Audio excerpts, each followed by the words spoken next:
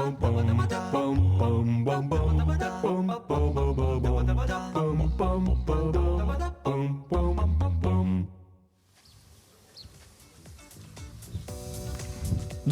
день, дорогие телезрители! В эфире рубрика «Подворье» телеканала «Якутия-24», который выходит на каналах НВК Саха и, собственно, «Якутия-24».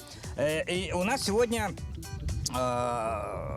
в рубрике «Подворье» рубрика по вашим заявкам. Многие у нас в Инстаграме пишут про свои проблемы, про свои, скажем так, те невзгоды, с которым приходится сталкиваться владельцу частного дома. Согласитесь, Михаил Фурменчич, что вообще жить в частном доме – это очень большой геморрой? Ну, Проблема. Вопросы возникают каждый день. Деревянный дом, он всегда требует особого ухода. Да не только деревянный, каменный тоже, на самом деле. Ну, да. Вообще любое частное строение. То ли дело, когда застройщик построил вам многоквартирный дом, и вы проживаете, требуете с управляющей компании все вот эти исправления. Ну, и там появляется проблема. И я представляю сегодняшнего гостя. Михаил Лавров, это кандидат технических наук, доцент кафедры технологий деревообработки и деревянных конструкций. Большой специалист по деревянному строительству. Но у нас, Михаил Фурменчич, согласитесь, что на рынке складывается ситуация, когда просто не хватает леса. Да? Леса не хватает, строительство частное сейчас замедлилось, люди переходят на иные какие-то конструкции, каркасные, каменные, возможно. Да? Возможно, сейчас будет второе дыхание тех же технологий газобетона, пенобетона. Ждем, да? Но, тем не менее, те, которые построили с деревом, сырым брусом, или каким-нибудь лиственницей, замечательный вот балаган, мы находимся в одном из пригородов города Якутска, и Михаил Фурменчич сегодня нам на деле покажет те решения тех вопросов, которые ставят перед нами наши зрители. В частности, защита древесины. Собственно, на чем вы и специализируетесь. Да. Да? Давайте мы пройдем и покажем те проблемы, которые... Вообще, первый вопрос к древесине, который, строительный материал замечательный же, он экологичный, дышит. Замечательно, смотрите, какой балаган, да? Лиственничные балки вообще суперские. Хотел бы на лето вот не только родительнице, но и себе построить такое вот строение. Я очень завидую тем моим друзьям, в частности, Толе Кириллину, у которых есть. У дерева один минус перед замечательным количеством плюсов. Да? Плюсы – это экологичность, это запах вот этой древесины. Он хорошо горит. Хорошо горит. Очень хорошо горит, да. Давайте, Михаил Фурменчич, какие вот ваши решения есть, чтобы чисто научно, технологически подойти и снизить вот эту вот опасность? Хотел бы я вначале взять и рассказать про какие основные проблемы у древесины. Да? Если взять, например, поражение грибами, то здесь есть три вида поражения. Да? Деревоокрашивающие грибы, плесень. Синева, да. Вот. Плесень и вот как раз грибы, домовые грибы. В основном это у нас распространены настоящий домовой гриб. Вот сейчас мы покажем, да, ну и белый домовой гриб. Они немножко отличаются друг от друга, но воздействие на древесину у них, скажем, такое ядреное. То есть за год она может разрушить всю конструкцию деревянного здания. Поэтому защита древесины первоначально должна быть основополагаться, что желает получить клиент и какие у него финансовые возможности. Всегда любое строительство деревянного дома, и будь каменного, да, оно зависит, конечно же, первоначально, что то есть клиент, хозяин, застройщик вложил в этот дом. И если он капитально вложился, что подразумевается капитально вложился, то есть это не означает, что он красивые отделочные материалы, а именно должны быть предусмотрены конструктивная защита элементов зданий. Конструктивная защита, вот почему я взял, да, вот все эти грибки, они по сути представляют собой, скажем так, возникают при неправильной эксплуатации, либо при неправильном, процессе строительства. Да? Давайте мы покажем вот страшилку, да? Да, вот страшилка. Вот такая. Да, страшилка номер раз – это древесный гриб, да? Это домовой гриб. Настоящий домовой гриб. Ага. Вот. В чем ее основные Он откуда-то снизу распространяется, да? Ну, скажем, она, видно, да, вот закрыли здесь пространство, и здесь у него просто проветривания нету. А основной элемент, вот когда конструктивная защита, мы говорим, должна заключаться именно в том, чтобы древесина должна быть сухая при эксплуатации, проветриваемая. При отсутствии одного из этих двух элементов появление грибов, ну, как говорится, не сегодня, так завтра. Ну и сырость, да, это основное условие. Да, сырость. Вот влага, сырость и вот как раз. Проветриваемость, она позволяет высушивать древесину. Вот. Как ни странно, например, эти грибы не появляются на мокрой древесине.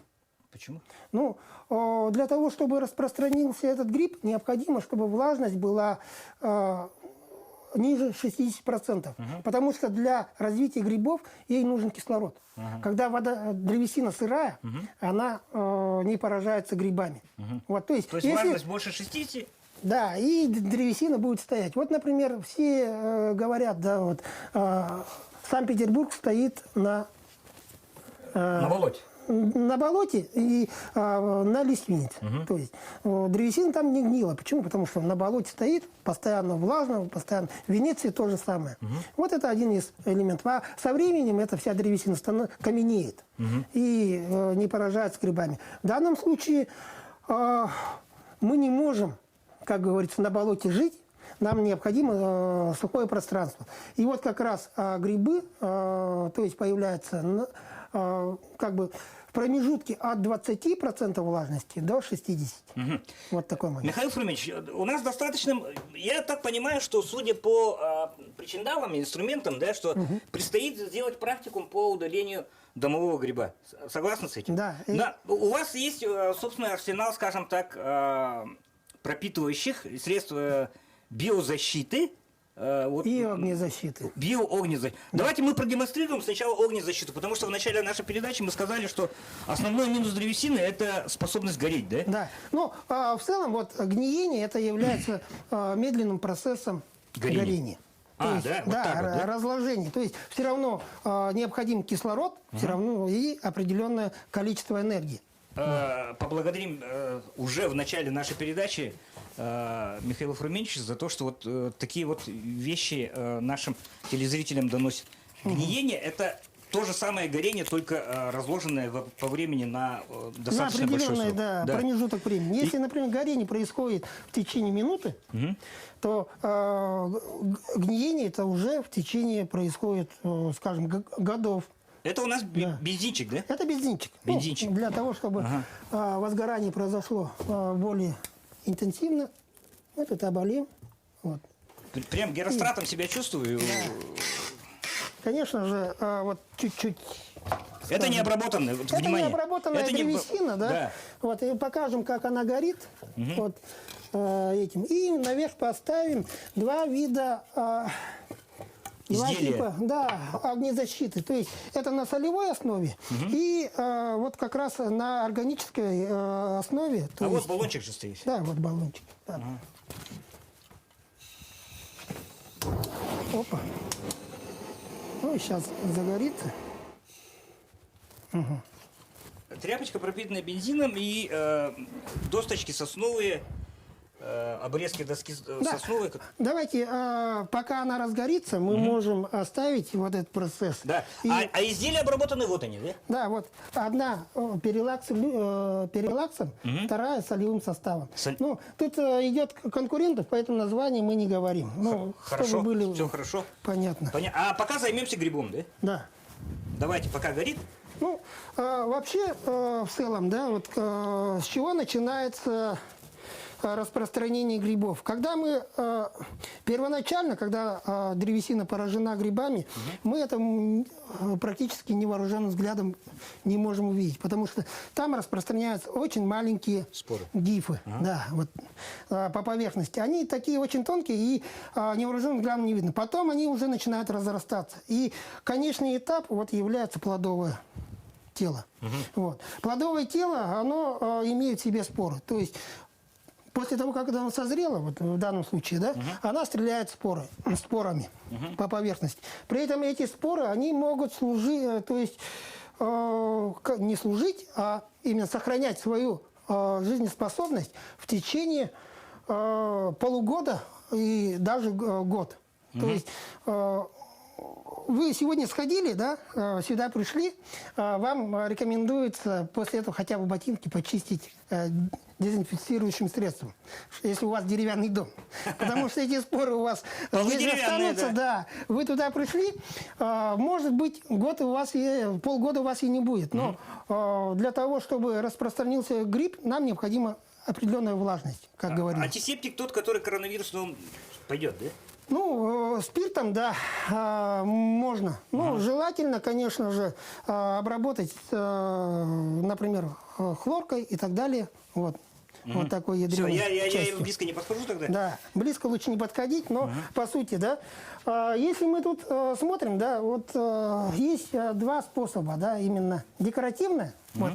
Сейчас я уберу, и после этого, ну, как пока не разрастется второй раз, я ее выберу, ну, то есть не буду обращать внимания, да. Но по сути, когда образуется любой на поверхности, вы увидели гриб, всегда необходимо сделать вскрытие. Это не такой простой процесс, да, вот необходимо, чтобы, то есть древесину, то есть разобрать конструкцию, чтобы она высохла. При этом обработать, скажем, ультрафиолетовой лампой помещение в течение 8 часов. То есть споры при сильном ультрафиолете, они погибают. Вот. Следующий этап, конечно же, является обработка почвы. То есть, если здесь мы вскроем, да, внизу у нас будет земля, то есть грунт. И, обычно рекомендуется примерно убрать полметра грунта. Вот. После этого заменить грунт новым песком. То есть песком и обработать всю конструкцию, прилегающую конструкцию в доме антисептирующим составом. Нет такого, что вот здесь я сейчас обработаю, локально, да. и все, и да. Она вылечится. Нет, эта болезнь выйдет там. Через год. Через 2 года выйдет там. То есть она будет постоянно делать. Для того, чтобы полностью нам убрать то есть такую, ну, скажем, вещь из дома, нам необходимо, конечно же, определенный капиталовложение. То есть хозяину данного домовладения предстоят довольно большие затраты. Ну, да? В этом году он как раз предложил мне весь этот процесс, то есть проконтролировать, да, разобрать весь пол. И в дальнейшем мы, конечно же, как говорится, будем показывать о том, стоит ли обрабатывать вот, то есть этим составом. Да? Вот. Ну, давайте начнем. Вскрытие, да? Первое, что необходимо, конечно же, здесь... Совок какой-нибудь? Да. Не совок, а вот если взять, да, вот сами гифы, она выглядит вот таким образом. То есть спокойно соскабливается с поверхности, да. Вот. И здесь, после того, как мы убрали это плодовое дерево, мы должны будем определить, насколько поражена древесина. Вот понятие поражения древесины здесь, в данном случае, только можно просмотреть на следующем моменте. То есть, вот, я перчатки одену. Да. Все-таки, вот смотрите, всегда, когда обрабатываете, не повторяйте меня, вот лепестковый должен быть лепестковым, да, респиратор. Потому что вот даже запах сейчас, вы, наверное, замечаете, она кислая такая, да, это уже... и в дыхательные пути же тоже может попасть, да? Да, в дыхательные пути попадает, да, и, ну, конечно, если вы профессионально занимаетесь постоянно, у вас лицо должно быть с респиратором. Если у вас, скажем, один дом убираете, конечно, можно простой лепестковый одеть. Вот.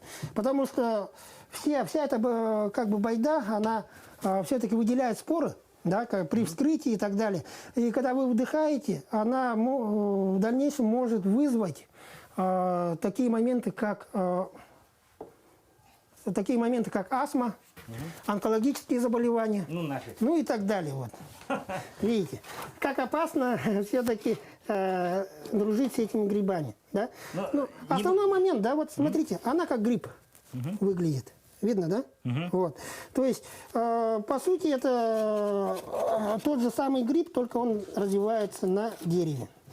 К счастью, вот хозяина, да, вот если посмотреть эту поверхность, да, то здесь она вглубь, то есть Не проникла. да, она проникла, но в данном случае она, скажем, минимально не разрушила древесину.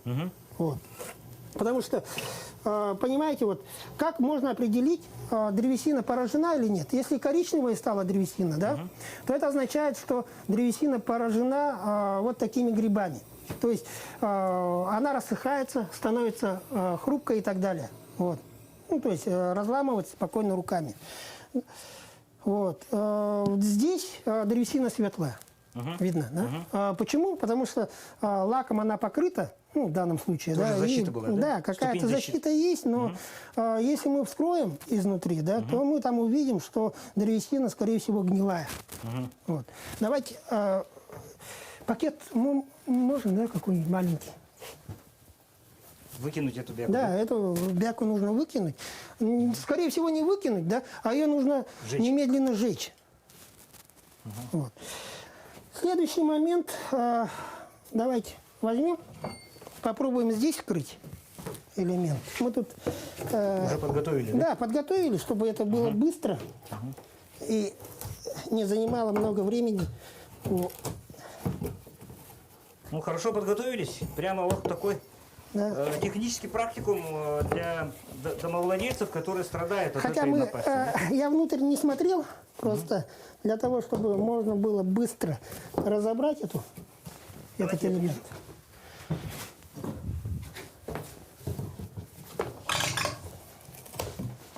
Ну, и сейчас мы увидим всю эту байду, как она выглядит. Вот. Вот смотрим. Вот она. Вот самое то древесина, пораженная грибами. Вот видно, да? Да. То есть, по сути, если тоже опять посмотреть всю эту, весь этот элемент, да, вот я тут Там гвоздики, так да? сделаю. Опа. Опа. Вот. Видите. То есть, если мы сейчас просто обработали бы эту поверхность, То ничего не добились бы. ничего не добились бы, да. В любом случае нам необходимо, чтобы древесина, она, то есть конструкция была вскрыта. После того, как мы убираем, да, ну, вся эта конструкция убрана, нам необходимо ее обработать. В данном случае видно, да, вот некоторая часть древесины, она уже полностью прогнила. Да. То есть мягкая проламывается. Вот так. Вот такие моменты, да? Сейчас, следующее. Михаил Фрумич, а чем обрабатывать-то? Вот основной вопрос уже задают люди. Чем обрабатывать? Говорят, керосином, там, мазутосодержащими веществами. Ну, смотрите, керосин, он вонючий, во-первых. И ее эффективность определяется моментом вот этого запаха. То есть запах пропал через 6 месяцев. Эффект пропал. Да, эффект пропал. То есть каждый раз обрабатывать мазутом и так далее не имеет смысла. При этом, например, когда вы укрываете черным, ну, скажем, кузбасс-лаком и так далее, она имеет тоже, ну, отравляющее воздействие на людей и так далее. А вы чем работаете? Вот у нас минут 7 остается, да, Михаил Фрумич? Чем работаете?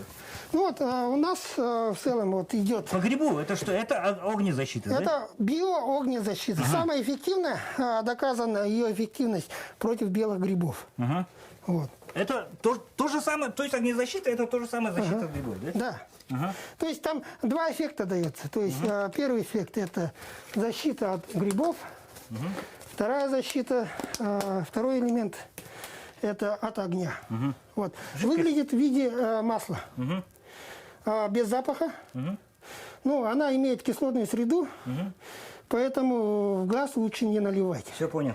А так, у меня в прошлый раз просто, на прошлой неделе был в Белусе. Опрыскиватель? Да, опрыскиватель.